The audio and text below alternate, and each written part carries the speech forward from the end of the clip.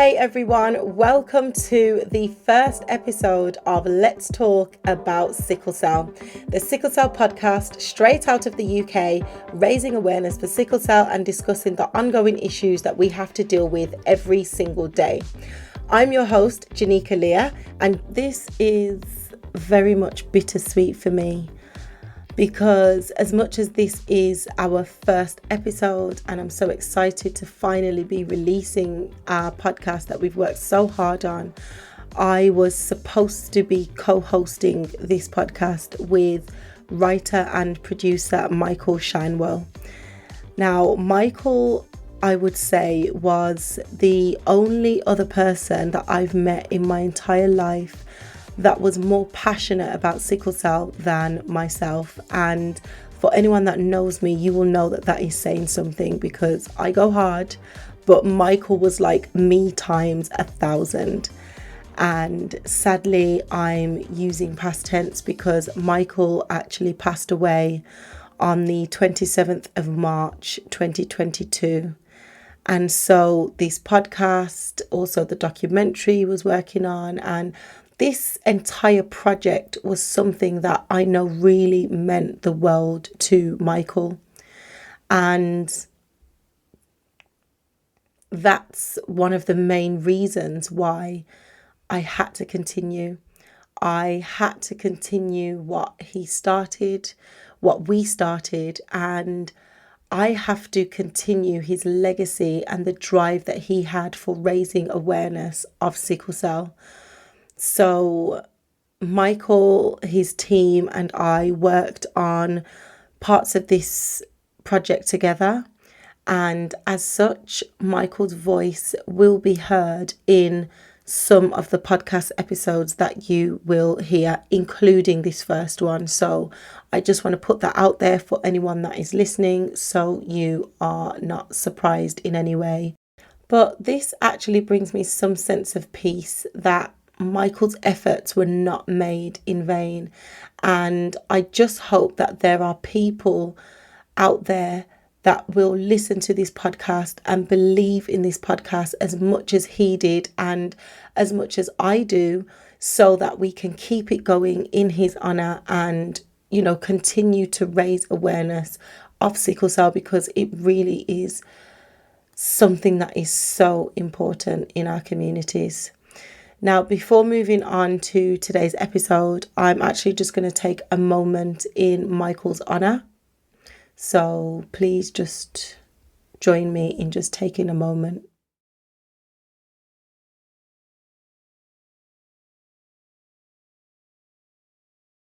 Thank you all for taking that time just to honour Michael, an individual who lived with sickle cell and who fought tirelessly for the cause as well.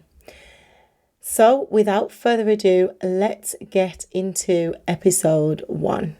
Wow, so this is very exciting, very groundbreaking, first of a kind, and episode 1 of the Warriors podcast is going to focus on the APPG report, because Parliament has decided that after 75 years since Windrush, that sickle cell is important enough to look into, and why so many people are still dying of this illness before they reach the age of 50, and why Evan Nathan Smith had to dial 999 in A&E because he wasn't being given enough oxygen. What do you think, Jenica? I mean, first of all, I'm glad to be here. First ever Sickle Cell Warriors podcast and all. But I do think that it's sad that, it's taken the situation that happened with Evan Nathan Smith and everything that he had to go through, his parents having to go through that inquest, for this report to kind of come about, because this is something, that has happened for a long time. I know many people that have been, neglected and stuff like that, and these things have happened. So, but let's be grateful that they've done the APPG report, and we're going to be speaking to someone who made it happen today.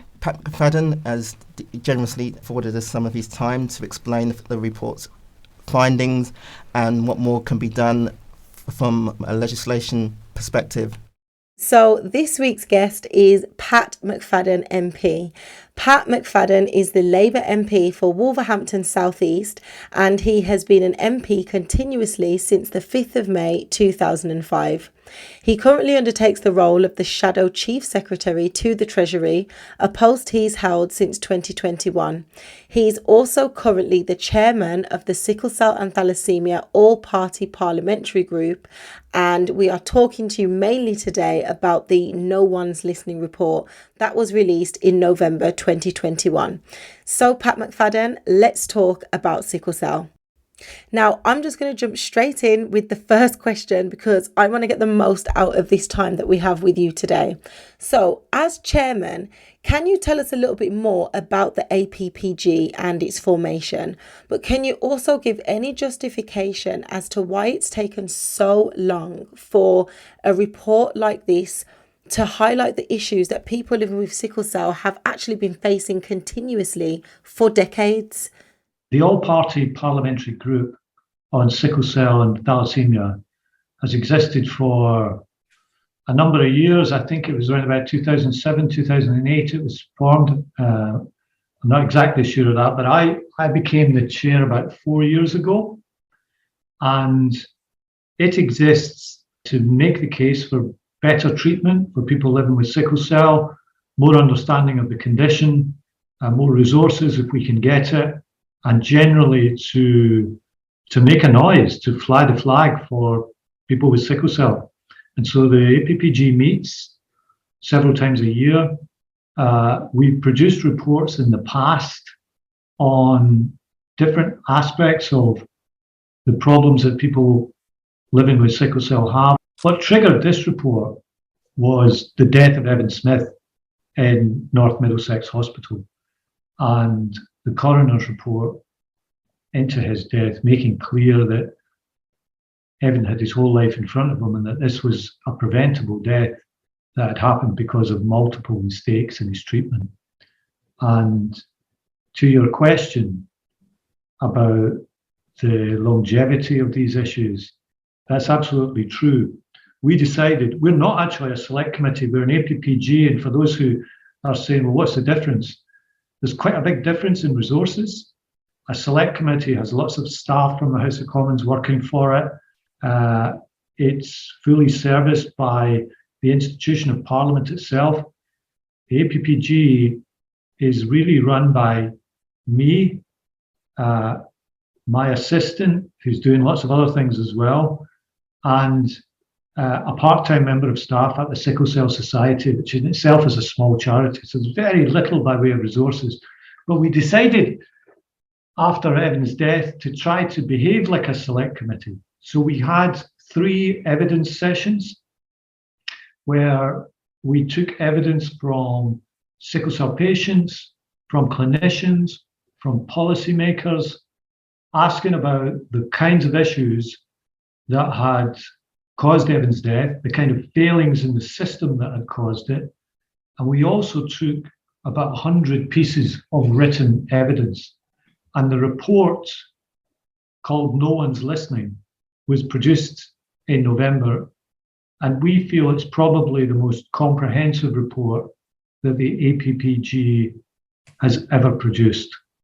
And one of the threads running through it is reflected in that question you asked me, which is the failings that we identified in the report, failings around understanding, failings around the assumptions that people with sickle cell are met with when they show up at hospital, failings around resources, the gap between quite good understanding in haematology departments, but far worse understanding in A&E departments or general parts of hospital. What people kept saying to us was, these things are not new. They've been there for decades. They've been there for a long time. And that produced a lot of completely understandable frustration and anger on the part of the people giving us evidence. So you're absolutely right to say that the issues identified in our report have been there for a very, very long time. Okay, so for me, at the very heart of this issue is not just raising awareness then, but as you alluded to just now, it's the inherent structural racism within the health service that sickle cell patients, indeed people of colour, patients of colour, have to operate within. So how do you intend to, first of all, address that core issue of perception? We addressed the issue of race right up front in the foreword to the report, and there's a whole section of the report devoted to it. The principle of the NHS should be equality of treatment for everybody, regardless of your wealth, your background, colour of your skin, anything like that. We don't have that in sickle cell. And time after time, people give us evidence saying that when they turned up at hospital, they'd been met with negative assumptions, being accused of being drug seekers. Their motives for requesting pain relief were met with suspicion. Care plans, even when the care plan is sometimes been agreed with the same hospital, just a different part of the hospital, being told that care plan doesn't apply here because it happens to be a different member of staff, and all of these things. And it has exposed a real inequality in the way that healthcare is delivered. And just last week, together with representatives from the Sickle Cell Society, I met with the Secretary of State for Health, Sajid Javid, about the report. And we discussed this with him. And when he was appointed, he said he wanted to tackle what he called the disease of disparity in the way that healthcare was delivered. And a big part of that disparity was racial inequality in the way that healthcare was delivered. And he's assured us he's taken this seriously. And part of this should be informed by the COVID experience as well. What COVID did was it exposed a lot of inequalities in healthcare that had been there before. They weren't new, but maybe they hadn't been talked about in the same way. And so I hope, and I hope this isn't naive, but I hope that that experience with COVID over the past 2 years is what some people might call a teachable moment, whereby we resolve to tackle some of the inequalities exposed by it, and some of those were racial. So maybe the optimistic reading would be maybe there's an opportunity now to get attention for this that we haven't had in the past. And certainly I hope that the report will be seen and will be used in that way. And that's what I've said directly to the Secretary of State.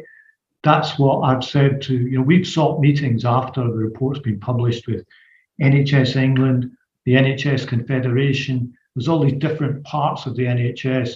And a big part of our message every time we meet them is, what are you going to do about racial inequality in healthcare? Because if you've got a section of the population who've got so little trust in the system that when a crisis, sickle cell crisis, hits them, they don't even want to go to hospital because they found the previous experiences so exhausting and debilitating, have to explain over and over again and go through the same process, then that breaches the contract that should exist between the NHS and the people.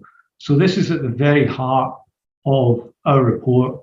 It's there in the foreword, and it runs through the report all the way through.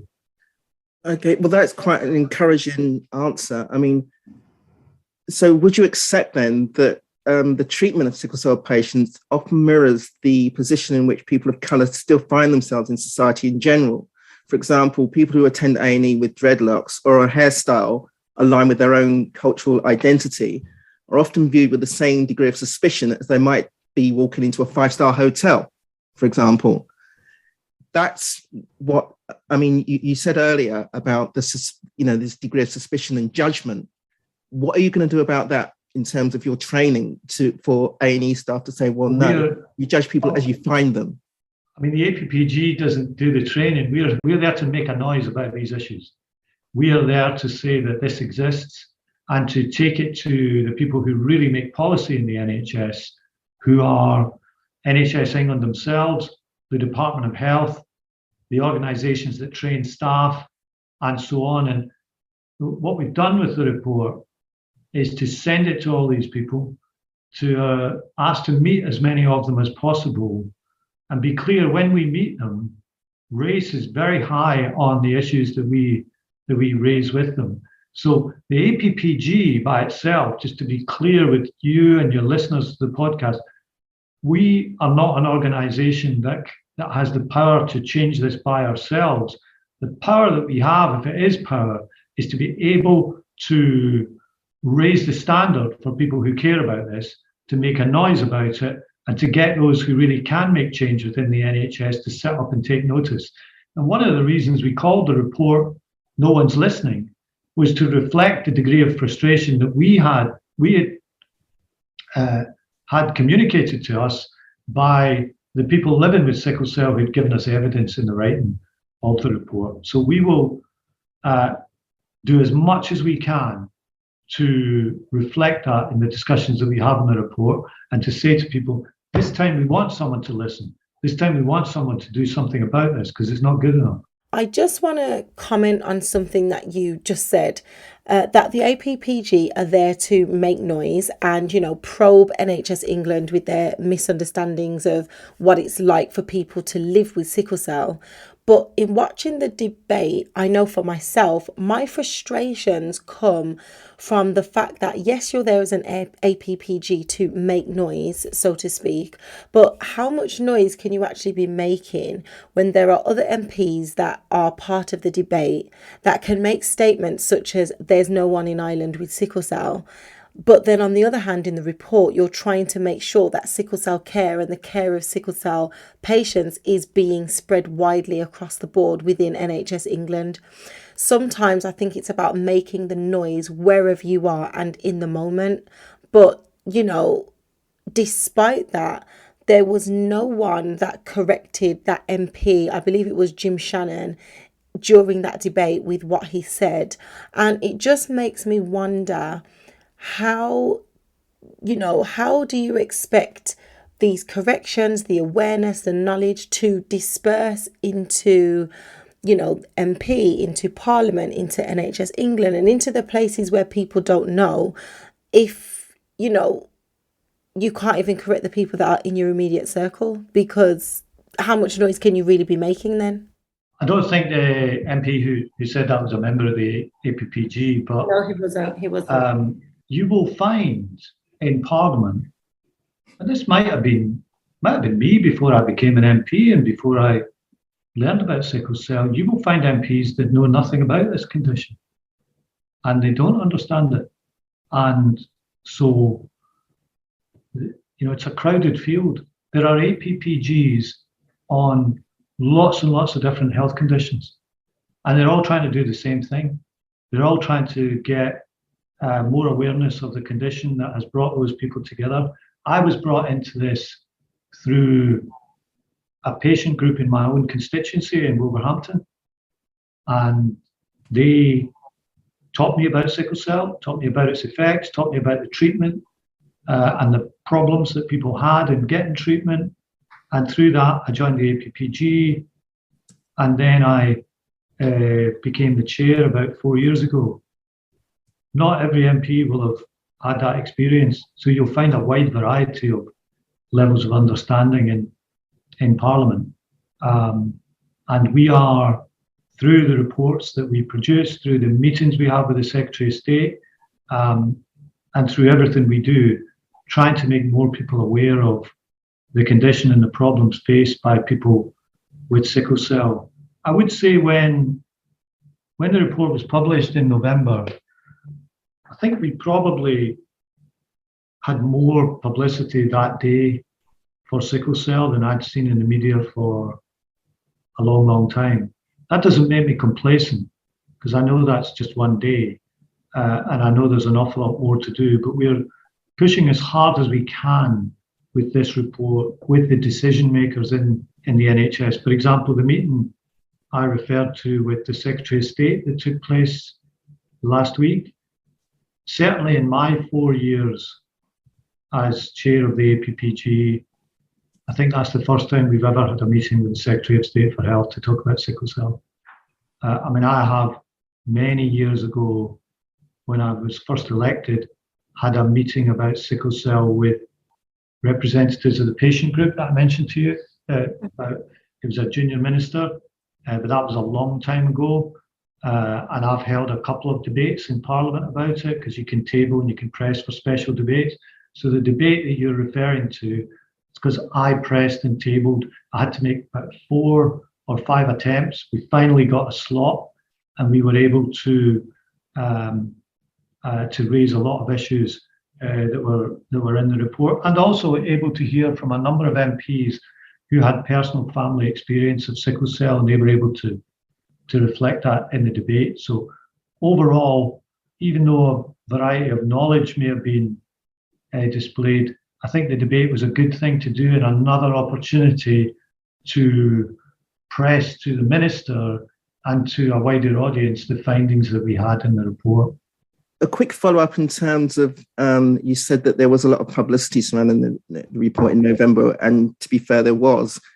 But there is also an issue of media management here, because there was also a lot of noise just before Christmas about a cure for sickle cell, which wasn't the case. It wasn't a cure. It was a new drug to help people cope with sickle cell. That, again, caused an awful lot of resentment amongst people that have been dealing with this illness over generations, because it wasn't a cure for sickle cell. I mean, we've been researching this before we started this podcast for the best part of 2 or 3 years. We've spoken to doctors all over the world. I know what a cure is. You know, there are different definitions of cure. It was not a cure. For me, that was poor media management that needs to be addressed, because, you know, Jenica was getting messages from different stations. Oh, do you want to come onto this radio station because we want to talk about this great news for sickle cell? You have a cure. Let's, you know, you should feel grateful. We've done. There was not a cure. That was just bad media management. That needs to be addressed.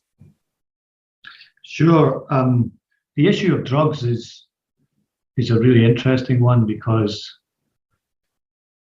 I mean, we felt in the report that the fact there had only been one new drug approved for the treatment of sickle cell in the UK for 20 years illustrated the lack of funding and priority that had been given in research into sickle cell, compared to, I don't want to set one condition against another, or, you know, one group of patients suffering from something against another. But it is pretty notable that up until the end of last year, people were being treated with the same drugs that were available 20 years ago. There's a lot of conditions where that's not the case, and newer drugs have been developed since then. And one of the sections of our report is about funding for research and new treatments and new drugs, because it's sorely needed. And I can't, to be honest, on the one you referred to, I don't know who referred to it as a cure. Certainly the APPG wouldn't have done that. I don't know who did, but the issue of drugs, drug development and treatments is very high on our agenda, because 1 in 20 years is just not good enough. We need more than that. We need more effort from both government and drug companies, I believe. Well, I mean, just on that point of, it wasn't the APG that refers to it as a cure, no, but the lead story came from the BBC, okay? And then from the BBC, it went right across the media. Sure. So that's back to my point of poor media management, because that should have been addressed at source with the BBC, that they were running a narrative that there's a cure for sickle cell when there clearly wasn't. And that upset a lot of people. But again, there is no voice, was never corrected. Right. Sounds like a fair point to me. Yeah. Just out of curiosity, do you have a lot of patient involvement at the moment in the APPG? Patients or people living with sickle cell that are helping you to tailor your decisions and tailor the focus points, not just the ones that are in the report, but things that you've known historically that people living with sickle cell and thalassaemia have had issues with? The reason for that question is because at one point in time, I was part of the APPG, and I occasionally attend now, but I do know that there were a number of other people living with sickle cell that were a part of the APPG, but out of frustration because of, you know, the lack of what was being done, or them feeling like, they weren't being heard, they actually left the APPG. So I'd be interested to know how much, patients are involved. Yeah, the way that we run, APPGs run on a different ways depending on the subject. The way that this one's always been run is there's a small group of MPs involved. It's quite a small group.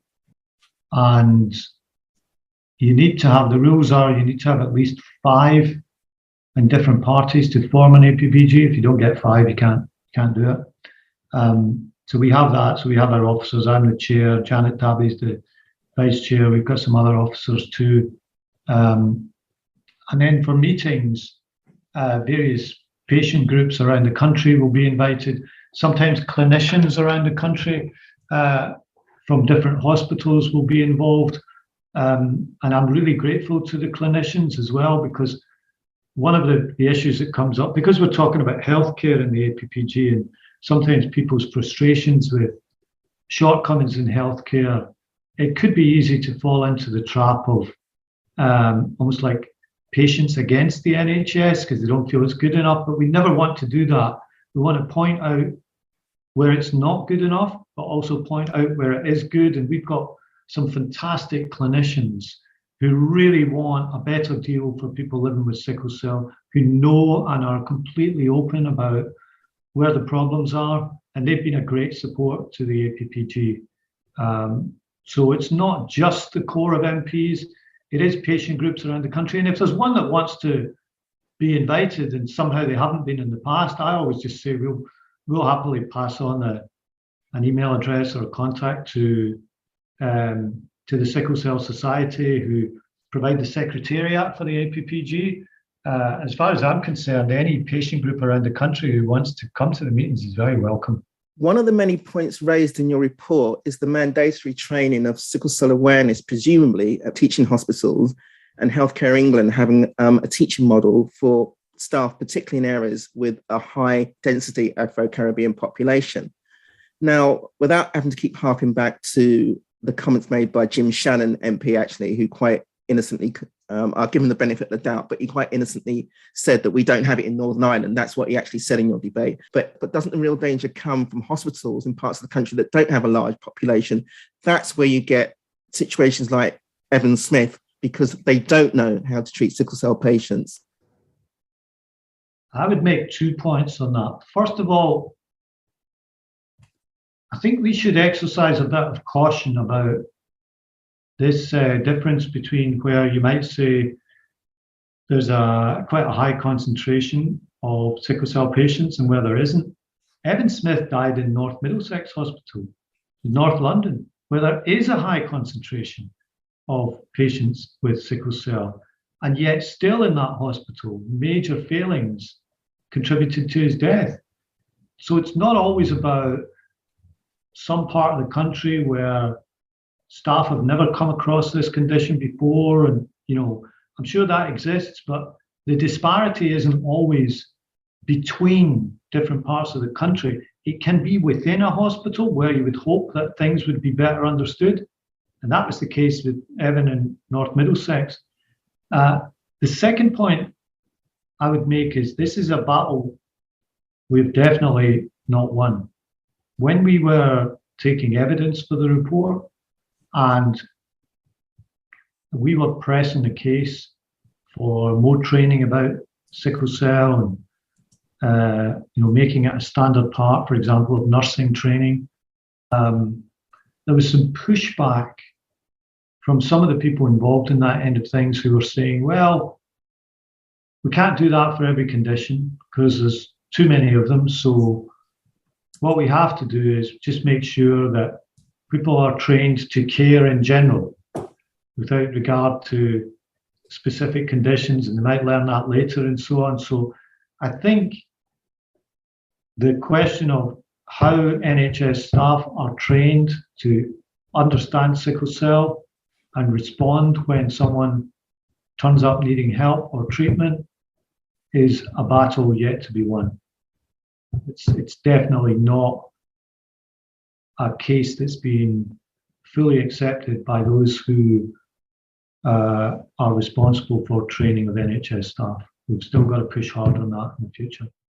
I have a kind of two-part question for you. So, the first part, there were many points raised within the report. So, for you as the chairman, and obviously you receiving all the accounts from people living with sickle cell when you were doing the report, what do you think should be the main focus point of the report? Because I know there was a lot of mention of training that's needed. There was also a lot of mention about the racial inequalities. So for you personally, as the chairman, what do you think is the most important or should be the most important focus point as a result of the report? And secondly, were you surprised by some of the accounts that were made by the people living with sickle cell?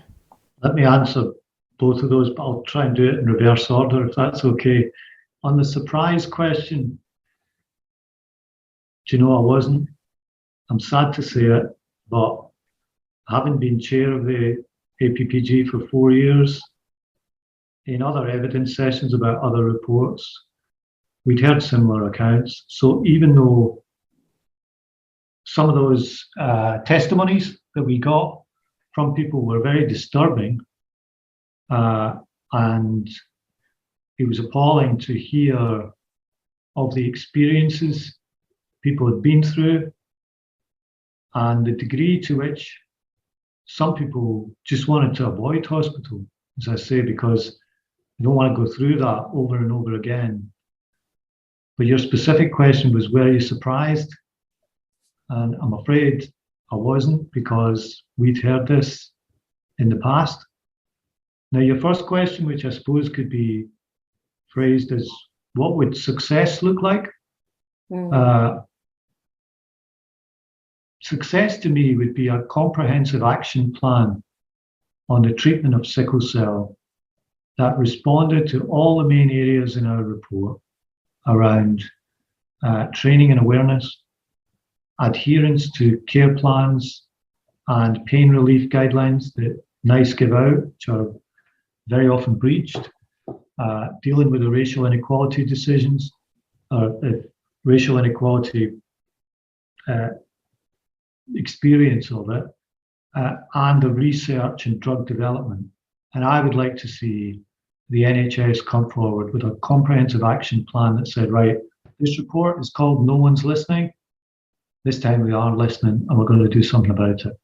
Whether we'll get that, I don't know, but that's what I would like to see in response to this report, because I think it's certainly the most comprehensive report we've done in my time as chair. And hopefully, as I said, it's an opportunity to get a response from people that we haven't been able to get in the past. In 2024, I'm presuming that you have quite strong aspirations to return to government. The Afro-Caribbean community has been extremely loyal to your party. At every election, you get 90% of our vote, 92% of our vote, 95% of our vote. Extremely loyal, but we feel that we don't get enough back. So you're going to be in, as I said, aspirations to be in government in 2024. And what are we going to get back? Where's your money going to go if you're able to implement the recommendations of this report? Where's the money going to go? One of my jobs, apart from being chair of the APPG, I'm a shadow chief secretary to the Treasury. And what that means is I serve alongside Rachel Reeves, who's the shadow chancellor in Labour's shadow Treasury team. And I don't know whether or not we'll be elected in 2024, but you're absolutely right to say, or whenever the election could be before that, but let's say 2024. I hope that whatever happens, if we got a chance to be in government, that I would never forget my experience as chair of the APPG and my work in trying to get better treatment for people with sickle cell. And I think, I've learned a great deal in the 17 years that I've been an MP, and it's my constituents who taught me about the importance of this issue. And that's not something I want to forget is something I want to carry with me, and hopefully, if we are in government, to be able to do something about it. I would say, in fairness, because I'm doing this with my APPG chair hat on, I'm not pretending, and I said this in the debate that you referred to a couple of times, I'm not pretending that the problems faced by people with sickle cell only began with the change of government in 2010. I think these things have been there for a long, long time. But if I was in government, I'd hope to be able to do something about them. At the very top of this debate, we talked about the issue of race, and I'm going to play devil's advocate now. That if sickle cell had impacted Caucasian people to the same degree that it's clearly impacted the Afro-Caribbean community, do you think after 100 years of broadcasting, the BBC would still have failed to commission a single documentary raising awareness for sickle cell anemia, not to mention the other terrestrial broadcasters, because none of them have, ever? I mean, do you have any idea what that feels like? Put the question another way, the way that I've put this question to the people we've met with on behalf of the APPG, do we really think these issues would have been dragging on for so long if this was a condition that predominantly affected white people? I don't believe it would have. I think it's about the whole issue of treatment with sickle cell. I do think that's part of it. And it's something that I say in almost every meeting that we have.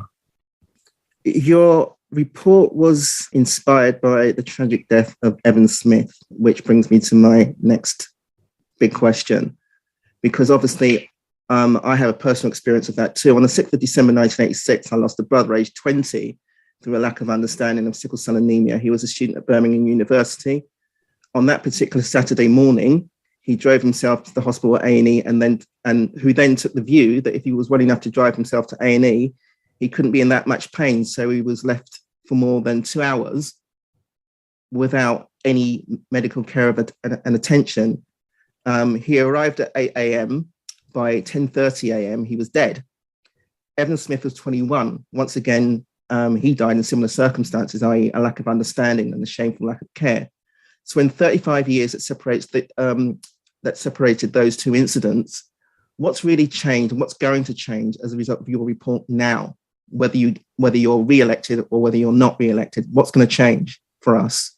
I'm so desperately sorry to hear about your brother, and so sorry for your loss.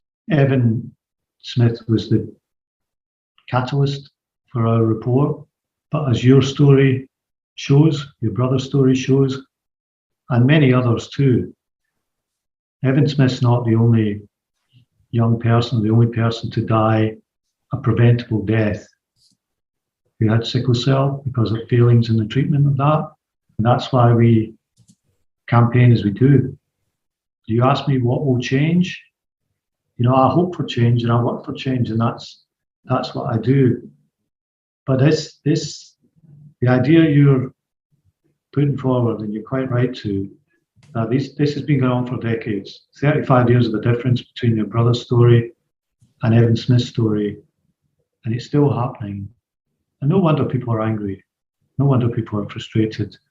And what I'm trying to do is use whatever small bit of influence I can have as an MP, as chair of the APPG, to get a hearing for this cause, to get a hearing for the arguments people are making, and to let those who can really make an influence on this understand the degree of anger and frustration there is at the long, long time that these same problems have continued. Just following on from the question that Michael just asked, referencing, the time difference between the two incidents and your response to that.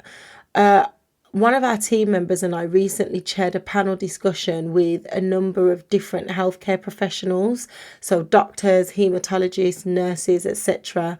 And the topic we were discussing was compassion and empathy fatigue, and how people continue even whilst experiencing these issues.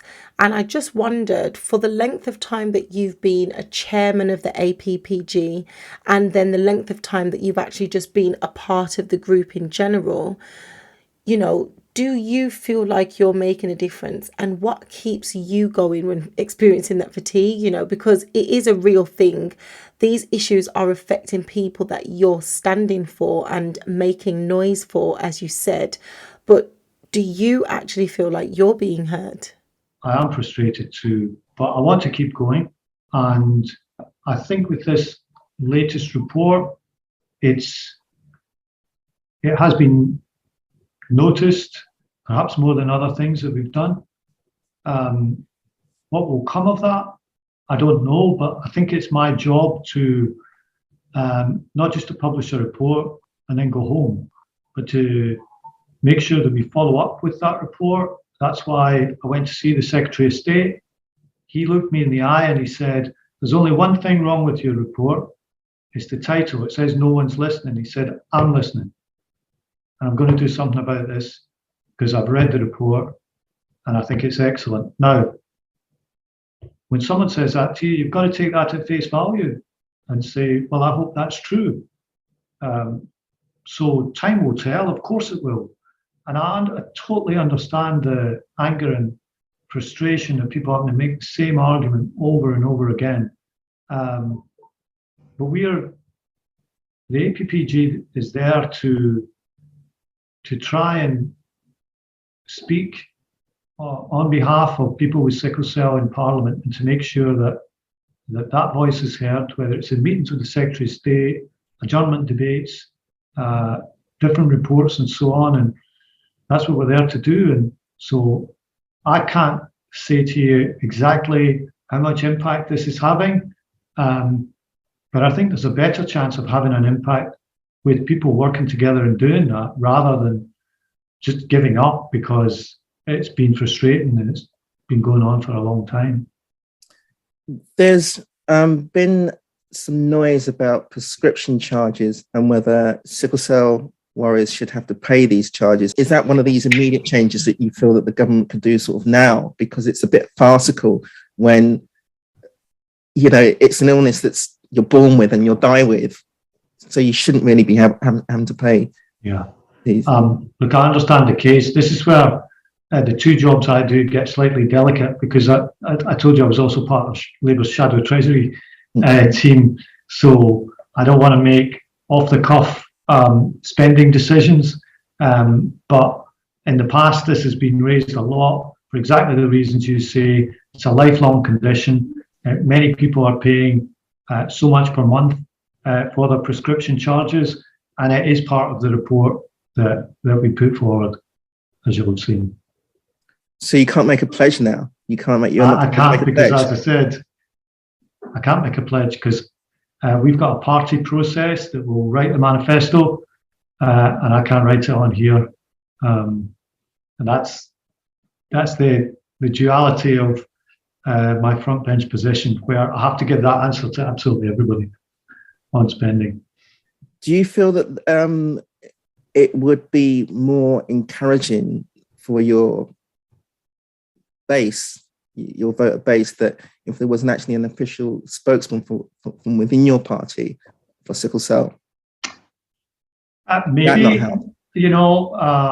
that's an interesting idea. I think we've got a fantastic health team led by Wes Streeting, and he knows about this report. He knows about the importance I've placed on these issues. So, I'm sure they take it seriously. I guess if we did it, we could have other conditions asking for the same thing, but, maybe that's something to consider. I don't think anyone suggested that before. That's an interesting idea. Well, I can understand you said, people would then want it for other conditions, but sickle cell is actually one of the fastest growing genetic conditions now in the UK, and it's also one of the most common. So yes, there are other conditions, and yes, everyone else could say, what about us? But considering it's the fastest growing and the most common, shouldn't that give it enough clout to warrant something like that? And something like that would actually be really good. I think it's an interesting idea. It's not one I've heard suggested before. I do think it's an interesting idea. That's just my immediate response. I'm very happy to talk to Wes Streeting about it. I'll tell him you suggested it. Well, he can come and talk to us if you want to. You can suggest it too. Yeah. Please send him an invitation. I will. Yeah, okay. Well, we're almost out of time, but, I think your efforts are commendable, and it does mean a great deal for people that have had this condition, that are living with this condition, that there's a voice somewhere, and someone's listening somewhere. It does make a difference for mothers that have got kids that born with sickle cell and know that their children's life is going to be hard, really hard. And the only hope that they've got that their children may, for example, we're still talking about a mortality rate of something like 42 for men and 46 for women. That's hard to take, so it's an important issue, and thank, at least that you've made the effort, to come on the podcast and explain your position, which we certainly respect. I want to thank you, Michael, Jenica, all of you, for giving me the chance to come on today. There's lots we could have talked about how people manage this, their inability to travel because they're scared that if they go somewhere else and they have a crisis, the hospital they go to won't understand their condition. Lots of aspects we couldn't touch on. But I want to tell you the APPG is your ally. We are fighting for better treatment, and we'll keep on doing it. Okay, well, thank you for your time anyway. That's been brilliant. You've given us an hour. We can't ask for more than that. And obviously, I wish you well. And I hope that this report has the impact that, it was originally intended to have. I really do. I really hope that it does. And we'll be watching and we'll be following with it with a great deal of interest in the future as well. Well, thank you for your efforts. As much as we have to ask, these questions that the community want the answers to, and we are aware that obviously this is something that you put your time into, we really do actually appreciate it and just want you to know that. Yeah, we do. Really do. So with that being said, I hope you've enjoyed the first episode of Let's Talk About Sickle Cell. And remember, I'm here to listen. We'd like you all to engage and just come on this journey together. So stay strong and we'll be back to continue the conversation real soon. Take care.